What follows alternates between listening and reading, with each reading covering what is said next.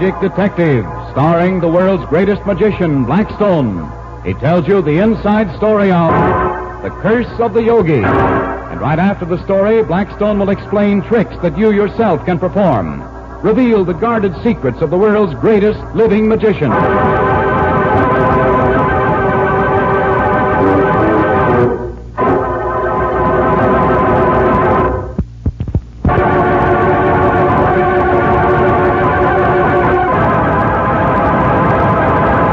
And now, stand by for Blackstone, the Magic Detective. Well, Blackstone, what have you been doing today? Rhoda and I have been rehearsing a new act, Don. Oh, quiet, Agmar. What was that bell? Oh, that's just Agmar. I told you to be quiet, Agmar. Can't you hear that Mr. Blackstone is busy talking to Mr. Hancock? Oh, for heaven's sake, Agmar, go away and talk to someone else. Who are you talking to? There's nobody here but me. We're talking to Agmar, the yogi.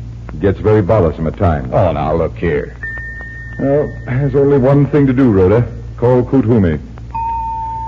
Kuthumi, there's a friend of mine, Agmar the yogi, trying to talk to me. Would you be good enough to see what he wants?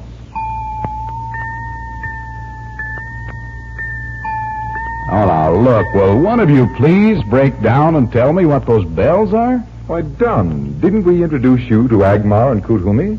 How very rude of us. What's going on around here? Rhoda, maybe we'd better take him out of his misery before he explodes. Okay. Take it easy, Don. Blackstone will tell you how we first met our friends, and then you'll understand everything. Well, I certainly hope so. Well, this all happened a year or so ago, Don. One day, Rodney Millbrook, the teller in one of the banks here in town, went to see Professor Calgar, a mystic. There it is again. You've got to help me. It's haunting me. My dear man, you will have to tell me what it is that is bothering you before I can help you. The bells. The bells. The bells? Those bells. You hear them, don't you? I hear nothing. I'm going mad.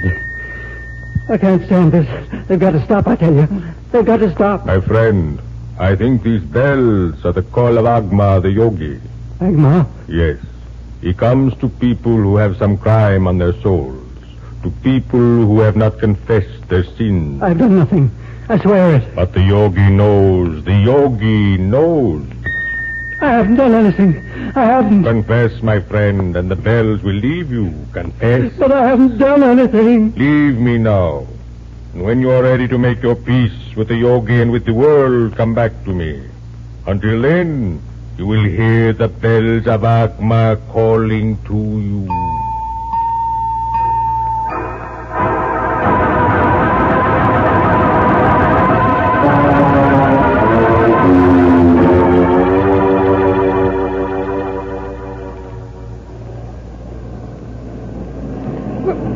Blackstone, look at that man. He tried to jump in front of that truck. Oh, there he goes again, the crazy fool. What's he trying to do, commit suicide? Oh, go after him, Blackstone. He's out of his mind. I'll get him. Watch out, Blackstone.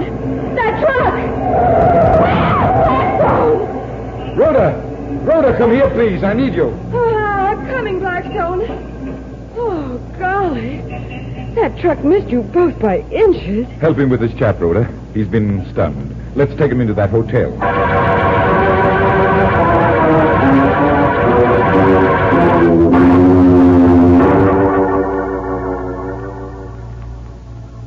Well, my friend, you feeling better now? Yes, thank you, sir. Look here, maybe I can help you.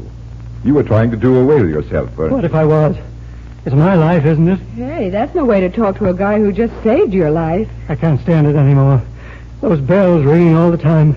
I can't sleep. I can't think. What bells? No, what's the use of talking? You wouldn't be able to hear them. You wouldn't believe me if I told you. Blackstone, the guy's nuts. I heard that.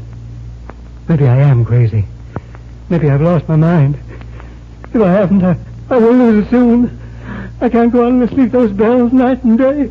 Do you hear those bells now? I always hear them. For over a week, Wait. Do you hear anything? I don't hear a thing. Nor I. Do you? They've stopped. The bells have stopped. Suppose you tell me about them. I'm a bank teller. I've never done anything wrong in my life. And then last week, something funny happened. What was it? I was walking across the street after leaving work, and a man came running after me with a $50 bill. He said I'd dropped it. I hadn't. I never had a $50 bill in my life, except in the bank, of course. And what did you do? I made him keep it. It wasn't mine. I wouldn't have thought anything of it, except that the same thing kept happening. Hat check girls would find big bills in the band of my hat. Waiters would pick up bills and give them to me. And then you started hearing the bells? Yes. And they kept ringing and ringing, and then I got worried. And I looked over my books at the bank, and I'm short. Terribly short. Are you sure you didn't just absent-mindedly pocket some of that cash? By accident, I mean? I don't know now. Maybe I did steal that money. Maybe I've lost my mind and just won't remember about it. Have you told anyone about this? Not about the money. I went to Professor Calga, though, about the bells. Professor Calga? Yes. Who sent you to him? Who is he? I told Steve Channing about the bells. He's the teller in the cage next to mine. And he sent me to Calga. And Calga told you some story about your hearing the bells because you'd committed some crime? How did you know? And he said that you'd keep on hearing them until you confessed? Yes. Yes, that's what he said. I couldn't do it. Not until I was sure that I... Now, look here. This is what I want you to do.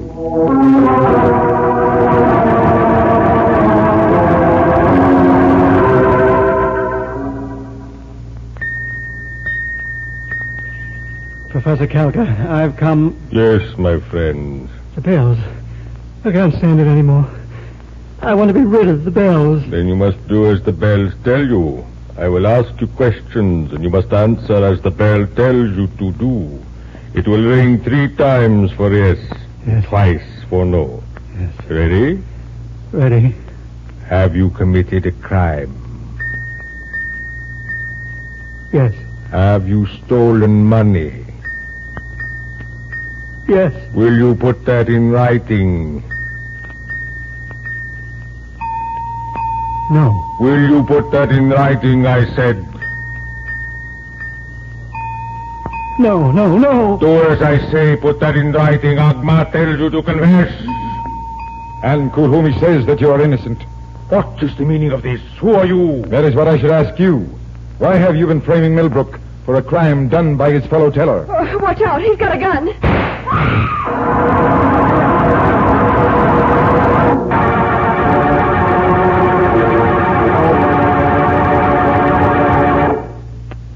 Were you shot, Blackstone? No, Don, I wasn't. You see, the bell of Kuthumi saved me just as it saved Rodney Millbrook. Well, how did it save you? I had the deep-voiced bell hidden under my coat, while Rhoda had Agmar in that scarf around her neck. Calga always wore his bell in his turban. And the bell in my coat that night saved me from being killed when Calga shot at me.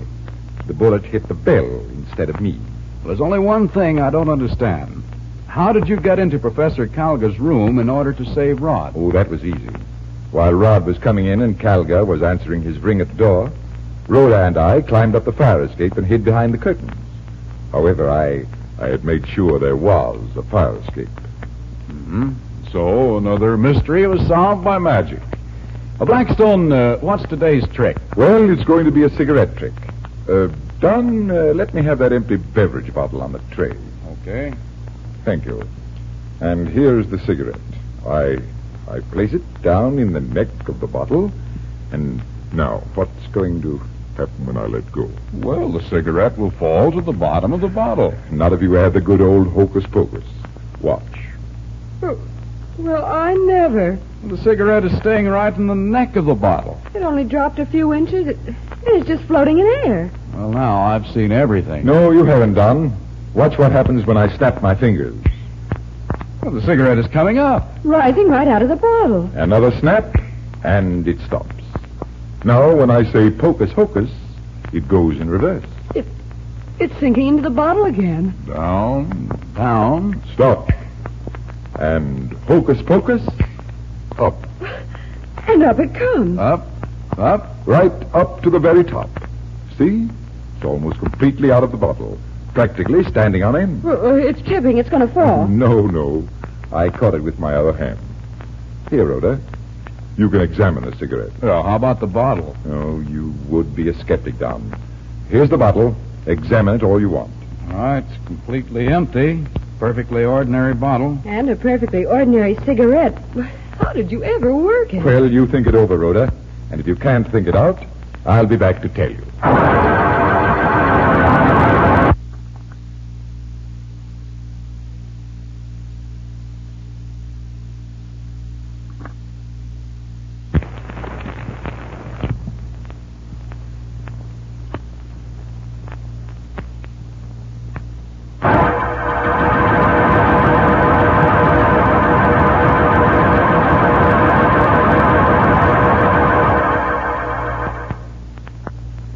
Blackstone, now what's the solution to the cigarette mystery? All right, Rhoda. Here, this is what did the trick. A piece of black thread. Yes, with one end tied around the head of an ordinary pin. And the other end wrapped around a button of your coat. Well, I still can't see how it made the cigarette rise. Well, you push the pin into the end of the cigarette. Now you're ready for the bottle. And you drop the cigarette into it. Yes, but not the way you would think. The end you put into the bottle is the end with a thread. Well, how does that help? Then nobody sees the thread. Look closely, and you'll notice that the thread goes down into the bottle, attached to the bottom end of the cigarette. And then? When I move the bottle slowly away from me, the thread draws tight and acts like a lever. It pushes the cigarette up out of the bottle instead of pulling it. So the top end of the cigarette rises above the lip of the bottle. Exactly. When I take the cigarette and hand it to Rhoda, the cigarette comes off the pin. Why, so it does. I never would have noticed it. And when I hand the bottle to you, the pin simply falls away. Why, I never even noticed that. See? Here it is, dangling against my coat on the end of the thread you can't see. And we've been wasting all this time examining the cigarette and the bottle. What dopes. Oh, you're not dopes. It's just an exceptionally good trick, that's all. I'll say it is. I hope you like that trick, ladies and gentlemen. And until next time, this is Blackstone saying good magic and goodbye.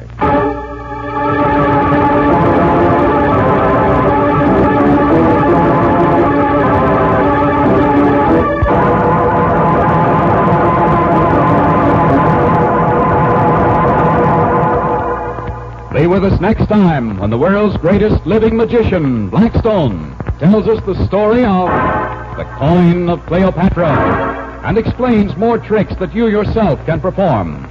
Listen in again to Blackstone, the world's greatest living magician.